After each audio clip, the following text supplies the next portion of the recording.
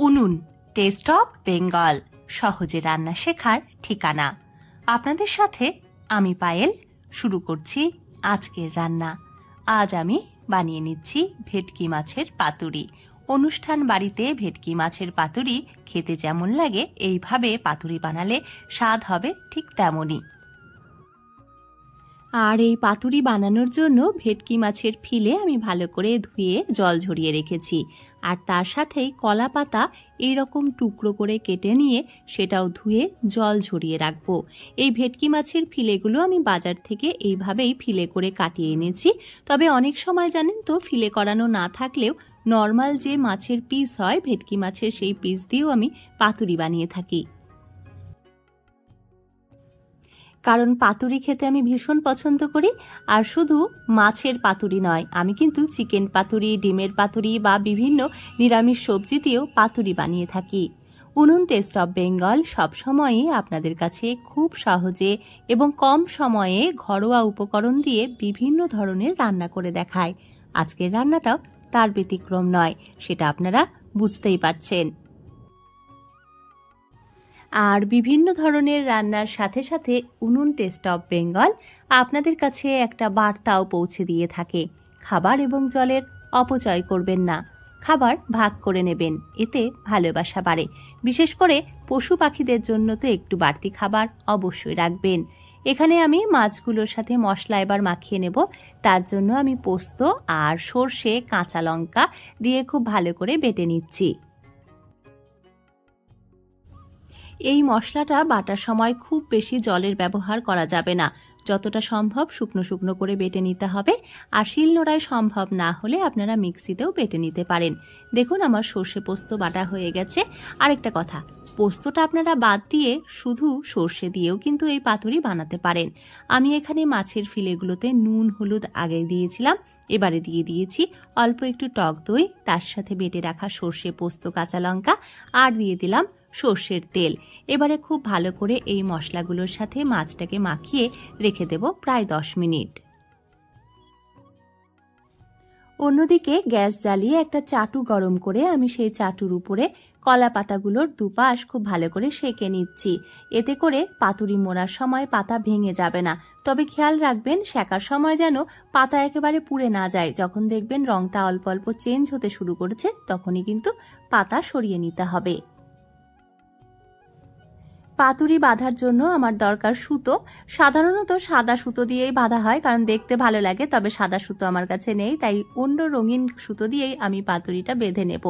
আর সুতোটা আমি ছিঁড়ে নিয়ে সেটা ডবল করে নিয়েছি, এতে করে কিন্তু বাঁধতে সুবিধা হয়। আপনারা দেখতেই পাচ্ছেন যে পাতার চারদিক মুড়ে নিয়ে আমি কত সহজে একা হাতে এইভাবে পাতুরি বেঁধেও নিচ্ছি। মশলার সাথে আমি খুব বেশি কাঁচা লঙ্কা বাটিনি, কারণ বাড়িতে বাচ্চারা থাকে বা অনেকে ঝাল খেতে পারেন না, তাই আমি ঝালটা কম দিয়েছি। তবে যারা ঝাল খেতে পছন্দ করেন, আমি নিজেও যেমন ঝাল খেতে পছন্দ করি, তাদের জন্য তো একটা অন্য উপায় বের করতেই হবে। তাই আমি মাছের সাথে দিয়ে দিয়েছি একটা করে কাঁচা লঙ্কা। তবে এই রকম কাঁচা লঙ্কা দিলে লঙ্কাগুলো অল্প একটু চিড়ে নিতে ভুলবেন না যেন। দেখুন পাতাটা সেঁকে নেওয়াতে একটুও কোথাও ভেঙে যাচ্ছে না। আর এই কারণেই প্রথমে বলেছিলাম যে পাতা কিন্তু দুপাশেই ভালো করে সেঁকে নিতে হবে। আর একই পদ্ধতি অবলম্বন করে আমি সবকটা মাছ এইভাবে সুন্দর করে খুব সহজে পাতুরি বানিয়ে নিচ্ছি। তাহলে আর অনুষ্ঠান বাড়ির জন্য অপেক্ষা কেন, বাড়িতেই তো এরকম পাতুরি বানিয়ে খাওয়া যেতেই পারে। আশা করছি আপনারাও একদিন এরকম পাতুরি বানাবেন এবং আমাকে কমেন্ট করে অবশ্যই জানাবেন যে আপনাদের কেমন লেগেছে। পাতুরি মোড়ার কাজ পুরোপুরিভাবে হয়ে গেছে। এবারে এই পাতুরিগুলো ভেজে নেওয়ার পালা। আর এর জন্য আমি ওই চাটুর উপরে একটু তেল ব্রাশ করে নিচ্ছি। আপনারা কিন্তু এটা জল দিয়েও ভাপিয়ে করতে পারেন, তবে তেল দিয়ে এইভাবে ভাজলে একেবারে অনুষ্ঠান বাড়ির মতন স্বাদ আসবে। আঁচ কমিয়ে আমি পাতুরিগুলো দিয়ে দিয়েছি চাটুর উপরে, আর 3-4 মিনিটের জন্য ঢাকা রেখেছি। তারপর ঢাকা সরিয়ে পাতুরিগুলো এইভাবে উল্টে পাল্টে নিচ্ছি এবং আরও 3-4 মিনিটের জন্য ঢাকা রেখে দিচ্ছি। এরপরে ঢাকা তুলে নিয়ে আমি দেখে নিচ্ছি যে দুপাশ ভাজা হয়েছে কিনা। দেখুন সবুজ কলা পাতা এতক্ষণে একদম সোনালি সোনালি রং হয়ে এসেছে। এবারে গরম পাতুরি গরম গরম ভাতের সাথে খাবার পালা। আর আজ দুপুরে আমরা থালায় ভাত খাবো না, আমরা ভাত খাবো কলা পাতায়।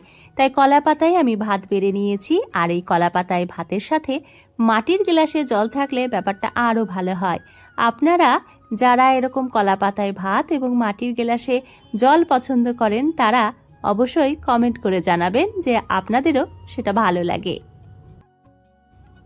মনে মনে খুলজা সিমসিম খুলজা সিমসিম বলতে বলতে সুতো আর পাতার বাঁধন থেকে আমি পাতুরিটা বের করেই নিলাম।